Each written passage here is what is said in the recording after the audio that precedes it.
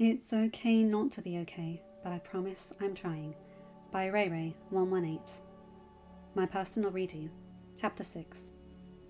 When Minerva returned from seeing Poppy back to Hogwarts, she found a rather depressed Sirius waiting for her.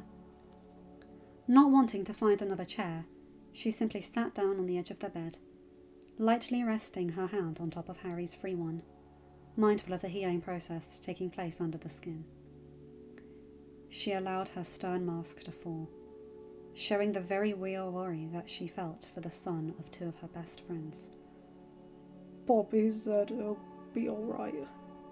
Sirius spoke first, his voice sounding slightly raspy, almost like he was trying to convince himself.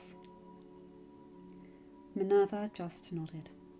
Sirius cleared his throat before speaking again. She seemed rather calm, considering she was in the same room as a mass murderer. Minerva shook her head. She didn't require any persuasion to believe you were innocent. Poppy was much fonder of you, Remus, and James than you may believe. Sirius snorted, and Minerva's smile widened slightly. Since we are about to embark on a rather rough journey together, I feel I should let you know that I was too. Now Sirius shook his head in disbelief. He was fairly certain that a majority of the grey hairs on the Transfiguration Mistress's head were his fault. Minerva gave him a slightly severe look, as if she knew what he was thinking about. Deciding to get to the matter at hand, she squared her shoulders to prepare herself. Mr. Black, we should discuss what we plan to do from here. As things stand, you are in no position to take care of your godson.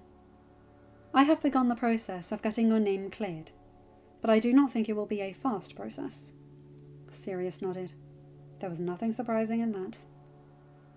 I would like to set up a meeting with Amelia Bones as quickly as possible, both to officially remove Harry from the care of his relatives, and to see about getting you a trial. Sirius contemplated his former professor. What do you have in mind? He asked curiously, wanting to hear what her plans were. Minerva bit her lip, suddenly nervous. Here's where her plan could fall apart. I have already informed Amelia that I would like to become Harry's guardian. I was hoping he would be willing. McGonagall Castle is rather lonely, and I thought Harry might like all the space, particularly the Quidditch pitch, though it hasn't been used in years. I would like to extend that invitation to you as well. I don't believe the Ministry will look for you there, and you would be able to spend some time getting to know your godson. Sirius was gobsmacked. He had never imagined Minerva offering him such a great deal. He didn't even have to think about it before agreeing. Minerva nodded, smiling gently at her former student. As soon as Harry is awake, we'll talk with him, and hopefully see about moving him to his new home. Once we know if this plan is acceptable to him, I will contact Amelia again. Sirius agreed with her outline, and the two settled down to watch over their charge, just waiting to see those brilliant green eyes once more. As they waited, they spent some time getting reacquainted. Minerva learned just where it was they were staying for the time being, and Sirius learned more about Harry's first 3 years at Hogwarts. Minerva gave her reasons for not doing more, and they both commiserated in their guilt over not being there for the young man who was so important to them. Harry awoke slowly, hearing voices before he could think clearly enough to put faces to them. McGonagall's Scottish brogue mixed in with the strict intonation he knew could only belong to the Hogwarts' own Mediwitch. He panicked for a moment, wondering what had happened and where he was, before a deeper baritone entered the conversation, and Harry recognized his godfather's voice. And then he panicked again, worrying that Poppy would tell the authorities about Sirius. Mr. Potter? Harry groaned, so Poppy tried again. Harry, I know you can hear me. Can you open your eyes?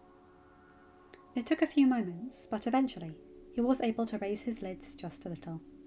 Poppy's assuring smile swam into view, along with a good deal of light, causing Harry to groan and close his eyes again. A rustling sound, followed by the blackness behind his lids getting darker, informed him that someone had taken care of the light problem. He made another attempt to open his eyes, and was pleased to discover that it was much easier this time.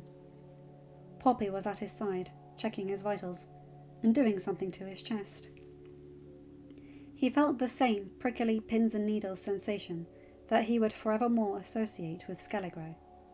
The feeling was all up his left arm, down his right leg, and throughout his chest and shoulders. It was uncomfortable, but he had a feeling it would have been much worse had he woken up earlier. "Ah, Mr. Potter, welcome back to the land of the living." Poppy smiled, which surprised Harry a little. He couldn't remember the matron of the infirmary being anything other than stern and unyielding. Some of his confusion must have shown on his face, because Poppy began to explain the current situation.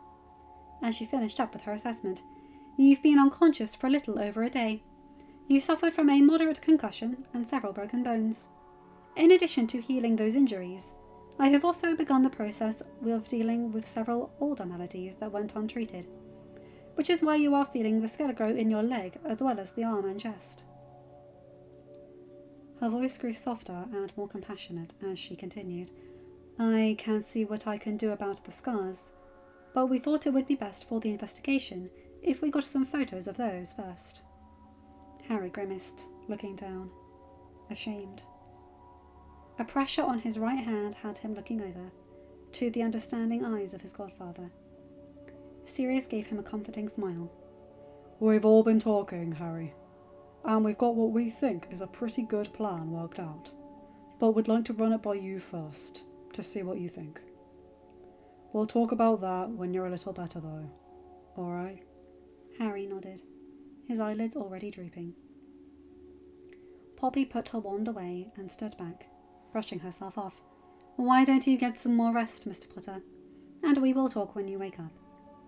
Harry nodded, but stopped quickly when his head began aching. The three adults watched as the teenager drifted off into a, hopefully, dreamless sleep. The next time Harry woke, he felt much better. He watched with a bemused expression as Poppy checked him over, deeming him fit to get up, but warning him that he would tire out easily at first, before demanding that he eat something, and giving him a nutrient potion to take with the meal. All in the span of about one breath. Sirius entered the room then, carrying with him a tray laden with toast, eggs, bacon and potatoes, which he sat down on Harry's lap. Minerva followed him, carrying a teapot and several cups. Sirius smiled. "I know it's supper time, but I figured you haven't eaten in a while, so you probably wouldn't mind some breakfast foods." Minerva let out a chuckle. "What he means is, he doesn't know how to do much more in the kitchen than make toast." When he tried to rationalize his breakfast decision, I took pity on him when he burned the water, and did the rest. The adults all laughed, and Harry let out a weak smile. He felt awkward with them all watching him eat, but he couldn't deny that he was ravenous. He polished off the entire tray in about 5 minutes, and looked up sheepishly as Minerva took it from him, setting it on the desk before returning to his bedside. Without the distraction of food, Harry was becoming a little more nervous. Seeing both McGonagall and Sirius next to him, he didn't hold out much hope for being able to keep what had happened a secret. Poppy had departed while he was eating, apologizing and telling them that she had a few things to take care of at school, but she would be back in the morning to check up on him. She had given Minerva a rather interesting look, which Harry had seen, but not understood, before leaving the room. Minerva sat down on the edge of the bed, and Sirius once more claimed the chair. Harry swallowed, preparing himself for the inquisition he knew was to come. Surprisingly, it wasn't that bad. They seemed to understand what had happened, and Sirius's only question was to confirm whether or not it had been his uncle. Harry didn't have to do anything other than nod, looking down at his hands in embarrassment. Sirius set a hand on top of his, squeezing gently, before they moved on to this plan they were so proud of. It was Minerva who explained it, to the increasingly confused 13-year-old. While Sirius is a wanted fugitive, he is not able to take care of you in the public eye. I have spoken with Madame Bones, but such things take time. While you were unconscious, we both agreed that this setting is not ideal for anyone to inhabit. Sirius snorted. No one in their right mind would willingly actually live in the Black family ancestral home. Minerva shot him a look, but didn't comment, simply turning back to Harry and continuing, Therefore, I would like to invite the both of you to return with me to my home, McGonagall Castle. I think you'll find that it is a very nice place to dwell, though a bit on the large side, particularly with just one person living there. Here Minerva stopped, taking in the boy's wide and disbelieving eyes. She saw some hope there, which made her so happy, and hoped that he would be somewhat amenable to what she suggested next. I have already told Amelia that I would like to become your formal guardian. Harry stared. His professor looked so nervous. It wasn't something he was used to seeing from his stern and serious head of house. She also seemed so sure of her idea. She really seemed to want him. That wasn't something Harry was used to, so he looked over at his godfather. Sirius looked like he was on board with this plan, though he also seemed disappointed that he couldn't publicly take over the guardianship of his godson.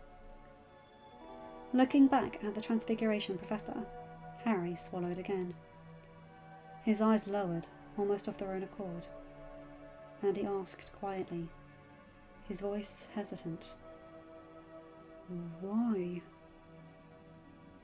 Even with no more elaboration, Minerva knew exactly what he was asking, and it broke her heart that he didn't understand why someone wanted to take care of him.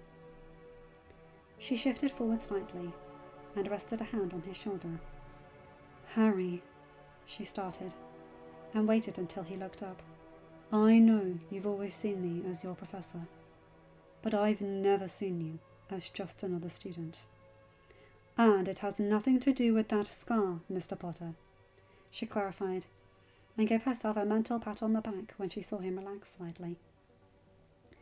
I will always regret not fighting harder when Albus made his decision to leave you with your relatives, and when I saw you again after 10 years. I was struck by how much like your parents you were, not only in looks. She smiled in remembrance. You do look so much like your father, it's true. But you have all of Lily's spirit and James's sense of honor and duty. You have the best of your parents in you, Harry, and beyond that, you truly are an amazing young man that I am delighted to have the honor of knowing. Here, Harry looked down, very embarrassed. He wasn't used to his stern professor showing so much emotion or pride, especially in him. And, apparently, she wasn't done. And even if your grades don't currently reflect it, I'm certain that you have all of your parents' talent. Harry winced, but he had already figured the professor knew about that. After all, why would a slacker be willing to study an entire year's worth of arithmancy and ancient runes over the summer, and to try to get into the class, dropping the easy O in the process? Minerva smiled. I want to take care of you, Harry. It might be a little awkward at first, for the both of us, but I am confident that we can make it work. And, as I have already said, Sirius is welcome. I do not believe the Ministry will think to look for him at my ancestral home, which, incidentally, has many layers of wards, added over the years. My family was no slouch. Minerva smirked, an expression which looked quite odd on her, but Harry was oddly relieved. Minerva took a deep breath. Does this sound like an acceptable plan to you? She asked, bracing herself for his answer. Harry thought about it for a moment. Truthfully, it did sound like the best deal he could get. He loved staying with the Weasleys over the summer, but honestly, he always felt sort of like a fifth wheel there. He was a guest, but he wasn't family. He didn't really belong. Not for more than a week or two at a time. Staying with McGonagall and Sirius might give him more of a sense of permanence. And he was grateful that she had extended the invitation to his godfather as well. He really wanted to get to know his parents' best friend. Finally, he looked back up and nodded. Minerva was struck by the quiet power he seemed to radiate as he watched her. It almost reminded her of Dumbledore. "I'd like that, Professor," he agreed quietly. Minerva couldn't stop the smile from spreading from one ear to the other. "I'm glad," she replied, "though I think, if we are to live together, you should drop the Professor in private. You can call me Minerva." She saw Harry wince slightly, and knew that it would be a challenge for him. Her smile softened in understanding. "Perhaps Aunt Minerva would be easier," she amended. "After all, as I told you earlier, that's probably what you would have called me, had circumstances been different." Harry nodded his agreement, though he knew that it would take some getting used to. With that decided, it was time to leave the depressing atmosphere of the Black home. Minerva made an effort to help Harry out of bed, and escorted him to the loo with a change of clothes, while Sirius made sure Harry's trunk, and the few items he had in the house that he didn't want to be parted from, were ready to go. He didn't have a whole lot, especially in the necessities department, but Minerva had assured him that she had some things he could use. Her brother had been roughly his size, though he had had slightly more meat on his bones, and his wardrobe was still sitting in storage at the castle. So much had happened over the last 12 years. Sirius was still getting used to it. Minerva had told him how her brother and his family had been killed by Death Eaters after the end of the war, while they were still trying to round up the criminals. Apollo and his wife Margaret, along with 9-year-old Maya and little Diana. She had been only 3 when he had been locked up. With Minerva's own children and husband dead from the war as well, it looked like the McGonagall line might have ended. Though, Sirius had wondered if Minerva might be considering making Harry her heir. It would be an acceptable thing to think about, considering she was planning on becoming his legal guardian. Inheritance laws were tricky, but there were enough loopholes to make Sirius very happy. It was one such loophole that had allowed him to name baby Harry as his own heir in his will when the child was 6 months old. Since his father and brother's deaths, he had become the Lord of House Black, and since there was no superseding will created after the first one, Harry was still his heir, though he would have to make it official with the goblins at some point. He knew it would infuriate his cousin Narcissa, who had probably hoped to claim the Lord Black title for her son. He wondered if they had tried at all over the last dozen years, but he trusted the goblins to see to his wishes. He knew they didn't care about guilt or innocence. They would obey his commands because he was the rightful Lord Black. That, and he had a healthy respect for them. Minerva and Harry entered the sitting room, Minerva looking slightly out of her depth, and Harry just looked embarrassed. Sirius figured he was a little uncomfortable with his professor taking care of him, though he hoped the young wizard would get used to it. They weren't going anywhere, and eventually Harry would see that. Minerva went first, taking Harry's trunk and grabbing a pinch of flue powder, calling out, "McGonagall Castle!" clearly, before vanishing in a mass of green flames. Sirius motioned for Harry to go next, and, soon enough, he was grabbing his own small suitcase and leaving the Black home as well. He would have to see about getting it cleaned up at some point, but, for the moment, he was quite glad to not have to look at those gloomy walls for the foreseeable future. McGonagall Castle was a large, airy place, with many rooms, hallways and corridors. It wasn't nearly as large as Hogwarts, but it was much grander than anything Harry was used to. Watching him look around in astonishment, Sirius made a mental note to take him to visit Potter Manor at some point. Minerva called for a house elf to take their belongings to the rooms she had marked out, before giving the two a tour. She was amused by the way both their eyes lit up at the sight of the Quidditch pitch. It was a little overrun by weeds, but the house elf should have no problem getting it ready for the two Quidditch fans. Given that it was getting late, Minerva made sure Harry was settled in his new bedroom, telling him that they would redecorate it to his liking soon, before she surprised him by giving him a light hug, wishing him a good night. She left the room quickly after that, going to find Sirius in the family study, penning a letter. Sirius looked up at her entrance and answered the unspoken question. "I thought Remus should know what's going on," he informed her. "Don't worry. I'm being vague enough that no one will know of your involvement, should the letter be intercepted."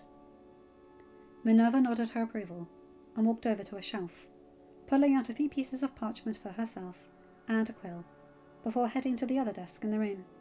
"Mr. Lupin is welcome in this house any time. I don't doubt he would appreciate spending time with both Harry and yourself. I certainly have enough spare bedrooms." Sirius nodded his thanks and turned back to his letter, adding that invitation, before focusing on Minerva again. "Whom are you writing to?" he asked, leaning back in his chair. Minerva looked up briefly. "One letter is for Poppy, informing her of her change in location. Informing her of our change in location, so that she can come and check on Harry tomorrow. The other notes are invitations for Amelia and Patricia Welding from the DCW to come here and talk with Harry. We need to file a formal complaint so that it can be officially investigated and Harry removed from the Dursleys' care. Once that is done, I can file the claim to take over his guardianship." "Are you expecting any difficulties?" Sirius asked, concerned. Minerva furrowed her brow. "There shouldn't be, from what Amelia said. There should be no problem in getting him out of that house.